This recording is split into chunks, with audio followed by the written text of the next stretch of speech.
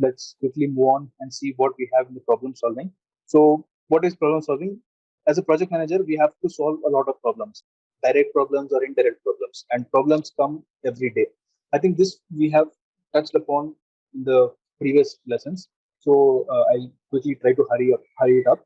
So the direct problems, what are these direct problems? The problems that you as a project manager has direct influence over. So the direct impediments. Consider, when a development team comes to you in one of the sprints saying that, hey, Scrum Master, I have an impediment in one of the tasks. Please help me remove it. So you use your influence as a project manager. You talk to the person who is, creating this blocker, and then you try to remove this impediment. Get an approval of the cost, get some additional time from the customer. All these activities which you can directly do as a project manager, they are the direct problems. What are the indirect problems? Indirect problems are the technical problems. So a person who is expert in that particular field, only he can solve the problem or she can solve the problem, right? So you as a project manager, you cannot just go and sit and code the complex website. So you have to rely on the person who is actually expert on that. Right? So these are the indirect problems, but you as a project manager, you have to enhance or drive this solution of indirect problems as well.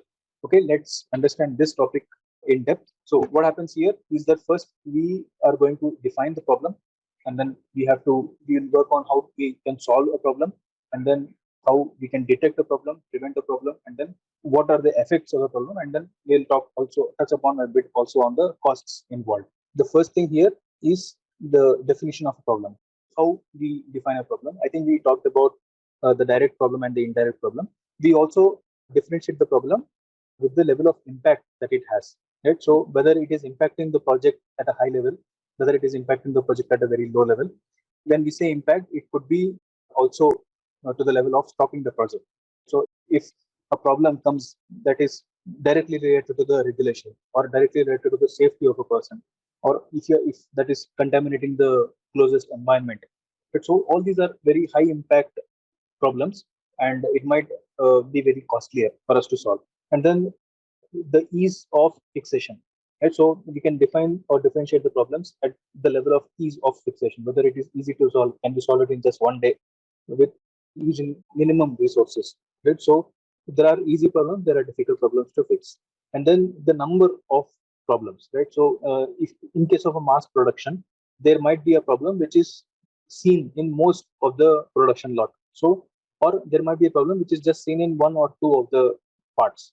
Right? So that is about the high frequency and the low frequency. Here we are talking about the solving part, solving of the problem. So what happens here is that we have multiple QC tools. So these are nothing but the quality correction tools or quality check tools about how we can identify the problem, or how we can solve the problem. And there is a checklist, there is a Pareto chart, there is a histogram, so there is a scatter diagram. All these are the tools with which you can understand the level of the problem, the frequency of the problem, everything that we have defined in the problem, we understand using these QC tools. Kaizen, I think we have touched upon this topic also a bit. Kaizen is nothing but a small step or a small progressive step towards solving that problem. Kappa is nothing but corrective action and preventive action, right? So what happens is you have a problem, and you do not give a permanent solution, or you cannot give a permanent solution at that instant. So what they do is first they do a corrective action, right? So immediate corrective action. Sometimes they also call it ICA. That is the immediate corrective action. So what happens here is that first you give a contingency plan to stop the problem from repeating again. So we do not solve the root cause of the problem, but at least we have to give a solution that it does not get repeated, so that the further damage is not done for the next lot to come. So that is the corrective action. PCA, sometimes it is also called PCA, permanent corrective action, or permanent action here in this case. So permanent action, it's like you are actually solving the root cause of the problem using this. So that's all about kappa. Design of experiments. So this is done usually in case of a very complex problems. You have a problem that you cannot identify the root cause to. Here we already know the root cause in kappa, but here, if in case you are not able to find out the root cause very easily, you make use of many complex methodologies which are called DOE. DOE is nothing but design of experiments. There are many different tools, like for example, Shine in DOE. So there is a green belt, there is a there is a black belt, there is a Six Sigma. All these are design of experiments where you do multiple trials and errors using many different rules defined by the experts, and then you design these experiments to find the root cause of the problem. And then after you find the root cause, you will also give a solution to the problem. So that's DOE. That's, I guess, a top level of solving the problem. And then to avoid the repetition, every solution that you give, you have to make sure that is the correct solution.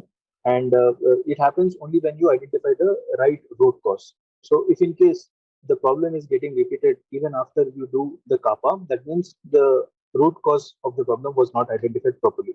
So you have to make sure that the repetition is avoided, right? So just taking any random action is not important. You have to make sure that you have avoided the repetition. Moving on, we are at detecting the problem. So here, what happens is detection at different stages. I think we have touched upon this in the previous class. Whether are we detecting this problem at the customer end? Are we detecting this at the final dispatch inspection stage? Are we detecting it at the process stage only? Right. So these are different stages at which we can detect a problem. We have to be aware of this. And then multiple detection techniques can be used. So detection techniques is like, are you only displaying something and you are not warning the end user? So that is a level of detection. So it's like when you install a mechanism, is it only giving you a warning which the end user is never seeing? Like for example, again you are driving the car and your radiator is not working properly, and then your engine starts heating up. Right. So this heating has to be understood to the user. So a blinking warning is shown on his dashboard. So this is nothing but warning. Feedback could be something a little more than a warning. It's like you are given tone, right? A beeping tone that the radiator has heated up. So again, alarm is usually given at the manufacturing level. So on a production line, if something goes wrong, a fire alarm breaks out. So that is also one of the detection levels. And then to prevent the further damage, all these detection levels that we have done, there will also be a system that will stop further damage. Like for example, consider the electric circuit. If something goes wrong, first thing is that it shows that something is wrong by tripping the main, right? So the main trips whenever there is a short circuit. So this is to stop the further damage. So this kind of feedback mechanism, it stops or prevents the further damage. So next thing is prevention, preventing the problem. So at the time of quality check, if you are preventing a problem, that is one level. And then if you are preventing the problem at the process stage by using some POK-IOK methods, that is one problem, one level of prevention. And then the best level of prevention is the prevention at the design level itself. Right? So in the design itself, you design the product so strongly that the problem is never going to occur. Right? So these are the three levels in which you can prevent the problem. So, and next step is the effect analysis. So what is this? It's like the problem when it arrived, what is it going to affect? Is it going to, this is nothing but the impact. I think we have learned that in the defining the problem, the impact, the level of impact. It's like, is my problem going to affect my next step only?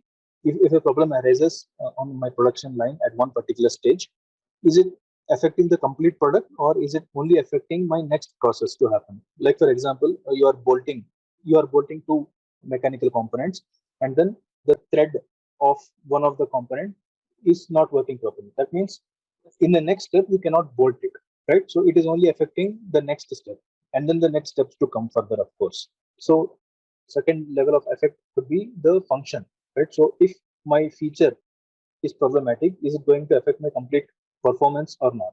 So that is the performance level. And last thing is, or the worst thing is that whether it is affecting the safety of my customer or whether it is violating any regulation. So that's about different effects. Cost, I think I have shown it in the very first slide.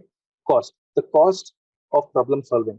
See, I think this step was also discussed in our previous classes. It's about when a problem is occurring, the organization goes forward, and then the problem or the root cause is agreed that it happened because of the organization, they will either bear the repair costs or they will bear the replacement costs. So, and then in addition to these costs, the cost spent to identify the root cause, the cost spent to implement the corrective action for this root cause, and then the cost spent to installing all this detection and the prevention methods.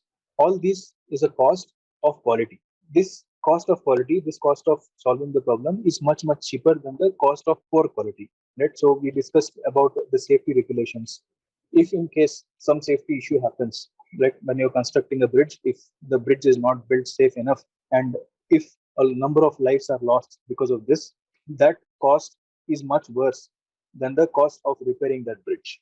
So we have to understand and be aware of the costs always.